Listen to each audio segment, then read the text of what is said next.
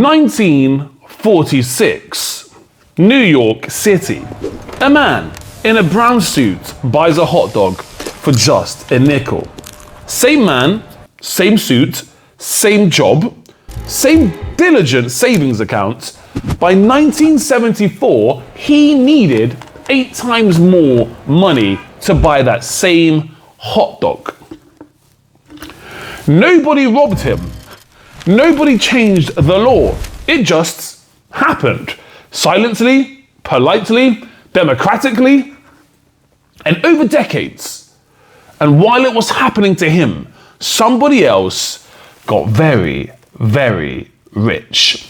Now that same trick has been switched on again. And right now, while you're watching this, nobody is bothering to tell you. Until, of course, today. Look at them scurry. Don't they know it's a holiday for us? Such dedication to the grind. So, hello, my financially disobedient, quietly panicking, curious capitalist, socialist, or whatever other ist you've decided to be tonight or this morning. You've seen the thumbnails, the red circles, the secret plan in your 96-point font impact, like the new Fed chair personally rang your doorbell. Social media is melting down about America's $39 trillion debt, which is steadily rising. Now, the strange thing, other than the avocado in my hand, is that the story is mostly real. It's just being told by people who don't understand it, dressed up as a conspiracy theory when the truth is somehow even more unsettling. There is a plan. It's not a secret. It's been sitting in the history books for over 80 years, drinking coffee, waiting for someone to notice. But why am I the one telling you? Fair question. Slightly aggressive one, I'd admit, but fair. 25 years in financial markets, years in the city of London, interned at investment banks before I knew what a coupon was. Sat in the rooms where the decisions get workshopped and you get sent to go and buy coffees and bagels. The rooms behind the press release rooms. Worse coffee, better information. And the one thing nobody really wants you to know is that the game actually does have rules. Most people just never get shown the rule book. So by the end of this video, the avocado surely will be consumed. I mean, it's never ripening, which is why it's in my hand with some kind of God-given wish and requirement for it to actually ripen quickly. But by the end of this video, you'll know what financial repression really is, why it's coming for your savings, and the 3 moves to make it right. So you end up the hunter, not the very confused, unripened avocado on the dinner plate. It's just the repression, guys, okay? The financial repression. So let's talk. Let's talk about it all. But first, let me take a sip of water. Okay, sufficiently refreshed, ready for bombardment.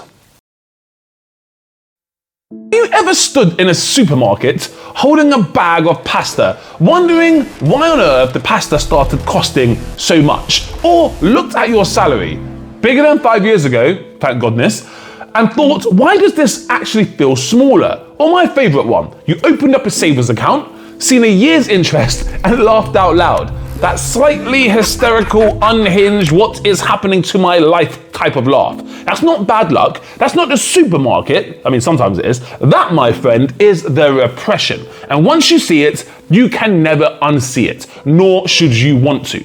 Right, numbers, the favorite part of my video. Listen on.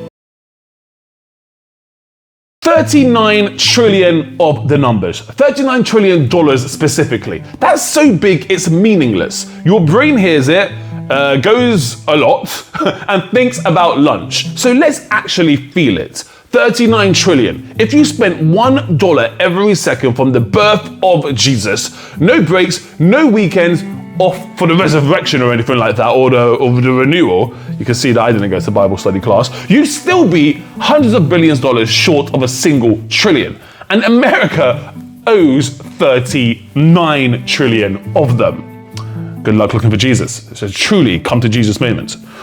the debt isn't the actual scary part anymore, which is odd. It's the actual interest that's the scary part right now, because in 2025, the US paid nearly $1 trillion in interest, not paying anything down, just rent on the actual money. By 2036, the CBO says that doubles to $2.1 trillion per year. Not to mention all of the unfunded liabilities and the war currently getting nowhere approximately very quickly. $3 billion a day while you've been listening to me ramble about hot dogs and pasta. The US government has paid roughly $150 million in interest. Cool. Glad we're spending it wisely, guy. At least you can't complain about that, right? And about a sixth of every tax dollar you pay goes straight to interest. Not to schools, not to hospitals, not to beautiful, nice parks, but to just interest. Certainly not to the potholes outside your house or yesterday's expenditure, but no, to yesterday's credit card bill. So why don't they just fix it? Beautiful question. The kind only an optimistic economist asks.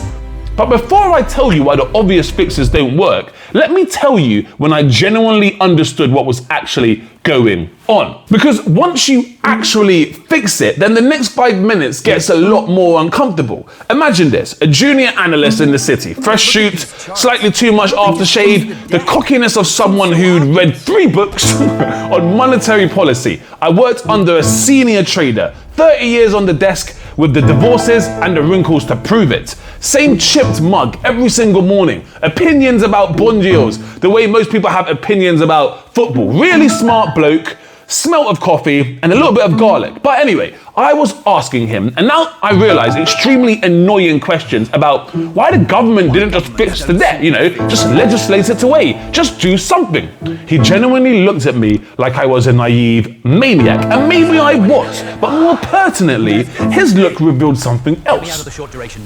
He looked at me, or grimaced at me, more importantly, took a long sip of that cold coffee and said, "Listen, son, governments never announce a tax. They just quietly change the rules. And by the time the public works out what actually happened, the transfer is already complete. Now go and get me a bagel, you little..." No, he didn't. I nodded like I understood that. I absolutely did not understand that. I went home and I looked at post-war America that night out of sheer ego, and I understood it perfectly. The inflation tax, the oldest trick in the book. You owe someone 100 quid. Over 10 years, inflation eats half the value of the pounds. You still owe them 100, but that 100 now buys 50 quid's worth of stuff. The debt didn't move, the dollar moved. Got quietly, embarrassingly smaller, like a jumper after a hot wash. The people hurt, the savers, the pensioners, the salary earners, of course. I understood the assignment. The ones told their entire lives that being responsible and saving money meant financial freedom, liberation, and safety. In a bank account that grew with your patience, commensurately. But the winners, the true winners, are the asset owners. Anyone who owns things that go up when the currency goes down. Now, the wealth didn't appear or disappear, it just moved without your vote, without a press release, without anyone technically lying to your face. Later on in life, I realized there's only a few ways to actually get out of this, and they're not options that are readily greeted with, welcome and alacrity by the powers that be. Option 1, tax the rich, no thanks. Option 2, spend less, again, no thanks. Option 3, grow your way out of it. The debt is growing faster than the economy, so that's like walking in an opposite direction of a race against a man on a horse or a motorbike. It's theoretically possible, but practically, you're more of a meme at that point, right? Which leaves option 4, the one my mentor was warning me about. No vote, no press conference, no apology, just every dollar in your wallet or your pound or your yen or your euro silently losing value.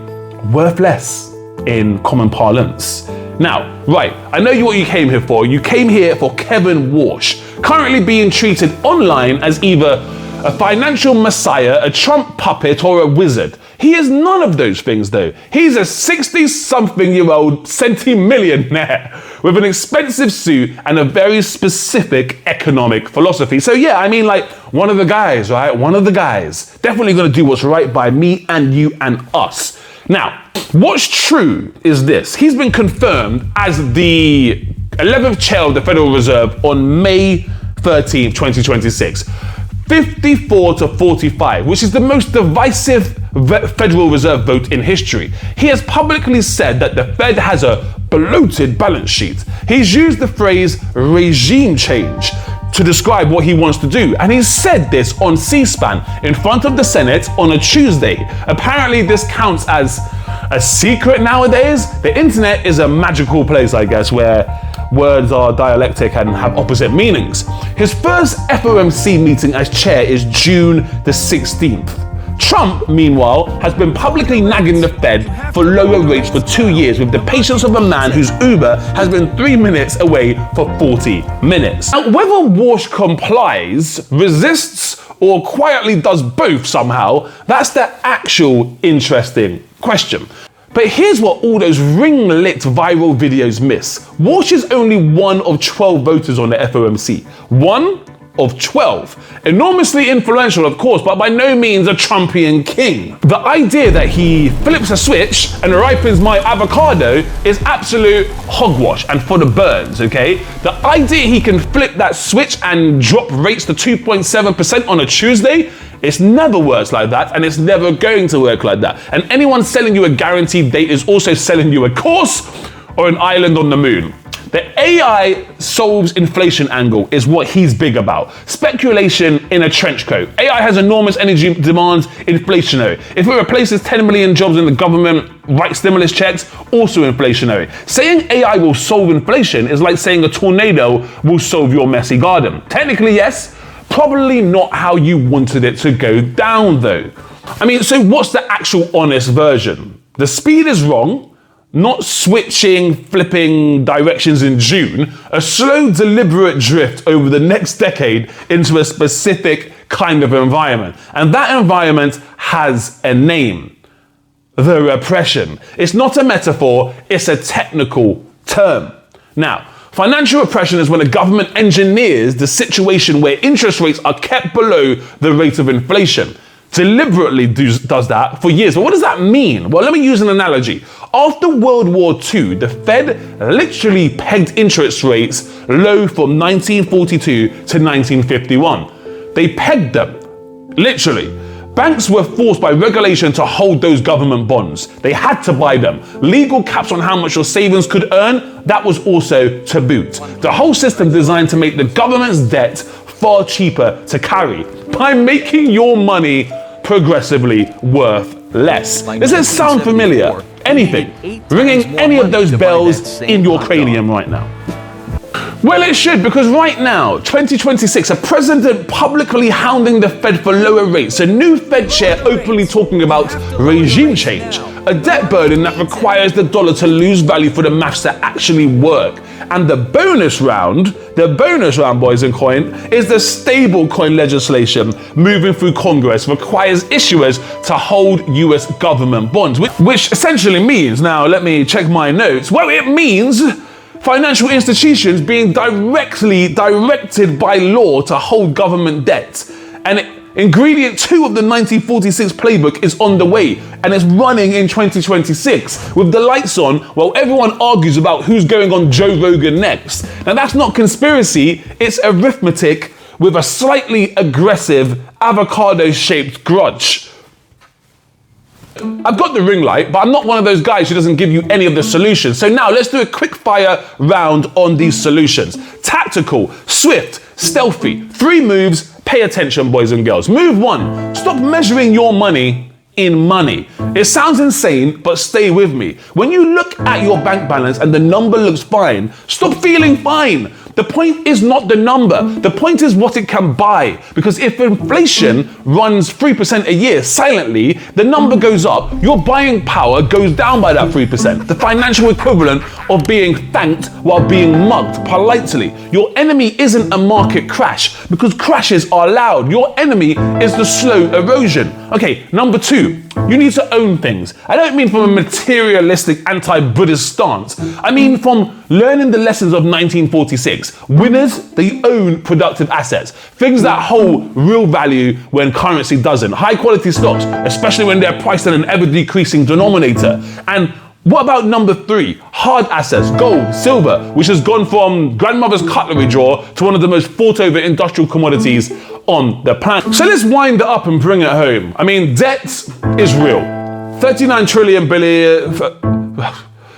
Debt is real. 39 trillion, 3 billion a day, 150 million and counting during what I've been speaking about during this video alone. Interest, real. $1 trillion a year, doubling by 2036, real. Warsh, Fed chair confirms recently, openly wanting regime change, real. Unambiguous, confusing. The difference between Wall Street and Main Street has never been intelligence. The guys at the banks are not actually smarter than you, believe me. The difference is access. Access to the framework, access to the people who watched this before, access to the playbook, okay? One last thing before I go away and take this beautiful avocado with me.